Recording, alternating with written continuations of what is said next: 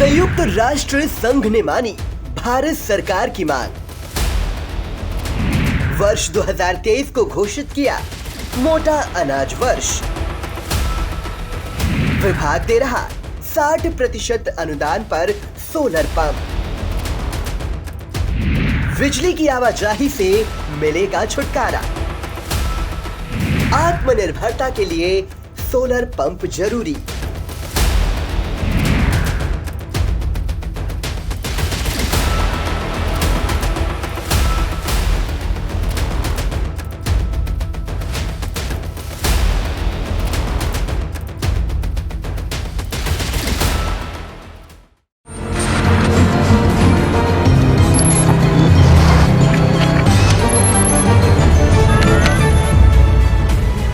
किसान जिसे अन्नदाता कहा जाता है, उसकी तमाम समस्याओं का समाधान उप कृषि निदेशक कार्यालय से होता है।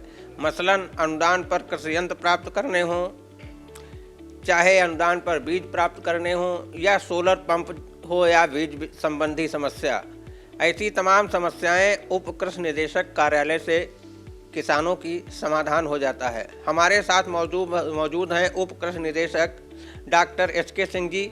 हम इनसे जानेंगे कि वर्ष 2022 में विभाग की क्या क्या उपलब्धियां रहीं और वर्ष 2023 के लिए किसानों के हित में विभाग की तरफ से क्या क्या तैयारियां की गई हैं।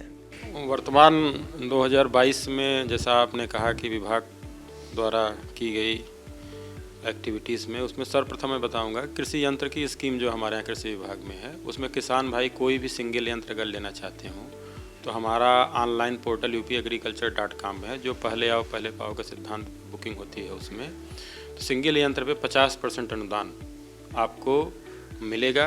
इसके अतिरिक्त FMB farm machinery bank scheme हमारी है, जिसके अंतर्गत आपको 80% अनुदान पर कृषि यंत्र प्राप्त कराए जाते हैं। और यह सामान्यतः समूह जो FPO हमारा है, FPO को वरीयता के रूप में हम लोग इसको देते हैं। इसके अतिरिक्त हमारे यहाँ सोलर पंप की स्कीम है, जिसमें 2 HP के सोलर पंप, 3 HP के सोलर पंप, 5 HP के, 7.5 और 10 HP के अन्य डिफरेंट कैटेगरीज़ के हमारे पास सोलर पंप हैं, जो 60% अनुदान पर कृषकों को प्राप्त कराया जाता है। इसके अतिरिक्त जो हमारे खरीफ और रबी में बीज, जो सामयिक बीज होते हैं, धान, गेहूँ, ज्वार, बाजरा, मसूर, चना, ये सब जो बीज होता है, ये 50% अनुदान पर कृषकों को उपलब्ध कराया जाता है। और PM किसान स्कीम के संबंध में आप लोग अवगत ही होंगे। ये भी हमारे जनपद से लगभग 5,25,000 फार्मर्स जो हैं, इनको अभी तक डेटा भू अंकन कर इनको भारत सरकार के पोर्टल पर अपलोड कर दिया गया है, जो इसमें से सभी लोगों का PM किसान सम्मान निधि उनके खाते में आ रही है। जो अवशेष हमारे अभी लगभग 1 लाख किसान बचे हुए हैं, उनका भी भू अंकन की कार्रवाई चल रही है, जो जल्द ही पूर्ण कर ली जाएगी। इसके अतिरिक्त 2023 में जो हमारी प्रायोरिटी के सेक्टर रहने वाले हैं, जिस पे हम लोगों को अभी से फोकस करने की ज़रूरत है, एक तो है प्राकृतिक खेती, दूसरा मोटा अनाज। क्योंकि हमारी सरकार के भारत सरकार के रिकमेंडेशन पे ही संयुक्त राष्ट्र के द्वारा 2023 को अंतर्राष्ट्रीय मोटा अनाज वर्ष घोषित किया गया है। तो मोटे अनाज पे कृषकों को प्रेरित करके मोटे अनाज की खेती के लिए बढ़ावा देने के दिशा में हम लोगों को कार्य करना है। तो प्राकृतिक खेती हो गई, मोटा अनाज हो गया। इसके अतिरिक्त मैं विशेष अनुरोध करूंगा कृषक भाइयों से कि वो सोलर पंप हमारी बहुत ही अच्छी स्कीम है। ये अगर लगाते हैं तो प्राकृतिक ऊर्जा पर आधारित हो जाएंगे। डेली की जो शिकायतें आती हैं कि विद्युत तार कनेक्शन, मीटर, ये सब समस्याओं से, जो झंझावतों से वो जूझ रहे हैं, उन सब चीज़ों का ये बहुत अच्छा समाधान है। 2 HP, 3 HP या 5 HP के जो भी कृषक भाई चाहते हैं, वो ऑनलाइन पोर्टल पर बुकिंग करें। हमारा लक्ष्य जनपद का पुनः बढ़ने वाला है आने वाले समय में, जनवरी में संभावित है। तो कृषक भाई जागरूक रहें। पेपर में हम लोग उसका एडवर्टीजमेंट भी देते हैं, देखें और ऑनलाइन उसकी बुकिंग करके उसका लाभ प्राप्त करें। अच्छा सर, इस वर्ष 2022 में लगभग कितने किसानों ने अनुदान पर कृषि यंत्र प्राप्त किए होंगे? 2022 में तो अभी तो बुकिंग स्टार्ट हुई है। अभी जो हमारे फार्म मशीनरी बैंक के तहत है, वो 12 लोगों ने बुकिंग की थी FMB के तहत, जिसके अंतर्गत अभी 11 लोगों का भुगतान की प्रक्रिया चल रही है।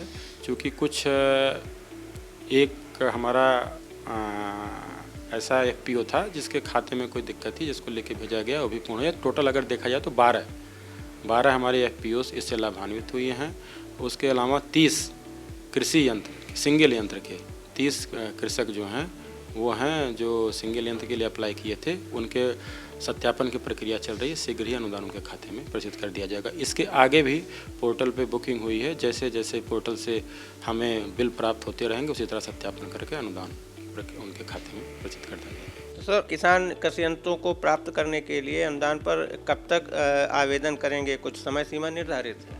ये समय समय पर हम लोग विभिन्न समाचार पत्रों और आप लोगों के माध्यम से सूचित फार्मर्स किया जाता है। ये जो हमारा कृषि विभाग का पोर्टल है वो एक निश्चित तिथि दी जाती है। उस तिथि में किस समय पोर्टल खुलेगा उससे सबको अवगत कराया जाता है। चूँकि ऑनलाइन बुकिंग होती है, ये कृषक अपने घर से, अपने मोबाइल से, सहज जन सेवा केंद्र से या किसी अन्य स्थान से इसकी बुकिंग कर सकता है। इसकी तिथि जब भी आती है हम लोग विभिन्न समाचार माध्यमों के माध्यम से आप लोगों को अवगत कराते हैं।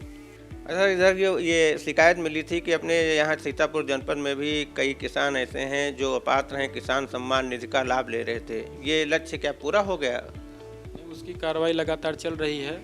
हालांकि इस बार जो अभी हम लोग पिछले विगत 2-3 महीनों में भू अंकन की कार्रवाई किए हैं, एक एक किसान को देख करके राजस्व और कृषि विभाग की टीम ने संयुक्त रूप से कार्य किया है, भू अंकन की कार्रवाई हुई है। तो इसमें अभी भी जो अपात्र या मृतक मिल रहे हैं उनको फिल्टर करते हुए ही डेटा अपलोड किया जा रहा है। उनको स्वतः ही मतलब मुख्य डाटा से उनको अलग करके ही भारत सरकार के पोर्टल पर अपलोड किया जा रहा है। अच्छा सर, कृषि यंत्रों को अनुदान और सोलर पंप को लेकर के इसके अलावा और किसानों से आप क्या अपील करना चाहेंगे? मैं कृषक भाइयों से अपील करूंगा कि प्रकृति की ओर लौटिए।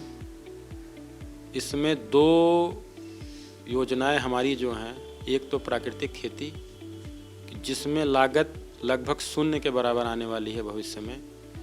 शुरू में थोड़ी उत्पादकता हो सकता है कि कम हो, लेकिन उससे घबराने की ज़रूरत नहीं है, क्योंकि जब हमारी मृदा उर्वरता जब एक बार स्थिर हो जाएगी फिर हमारी उत्पादकता लगातार बढ़ेगी।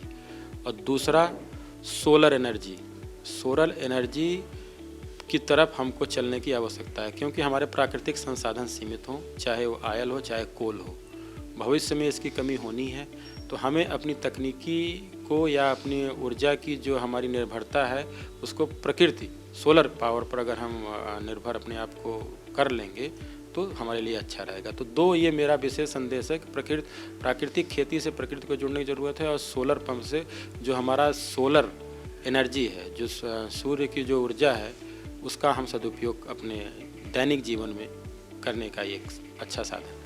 तो किसान साथियों, आपने जाना उपकृषि निदेशक डॉक्टर SK सिंह जी से कि अपनी इनके यहाँ से विभाग से अनुदान पर कृषि यंत्र प्राप्त किए जा सकते हैं, और ख़ास करके विभाग इस लिए बढ़ावा दे रहा है किसानों की आत्मनिर्भरता के लिए कि सोलर पंप लगा करके वो आत्मनिर्भर बने, विद्युत आपूर्ति के झंझट से हो आने ना आने के उससे छुटकारा पाएँ।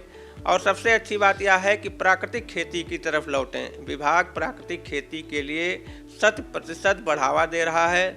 आने वाले समय में प्राकृतिक खेती कितना लाभदायक होगी इसका भी विश्लेषण हम आगे चल करके उपकृषि निदेशक जी से करेंगे।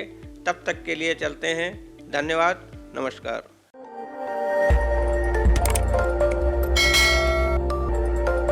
खबर आपकी, नजर हमारी। देखते रहिए आई इंडिया।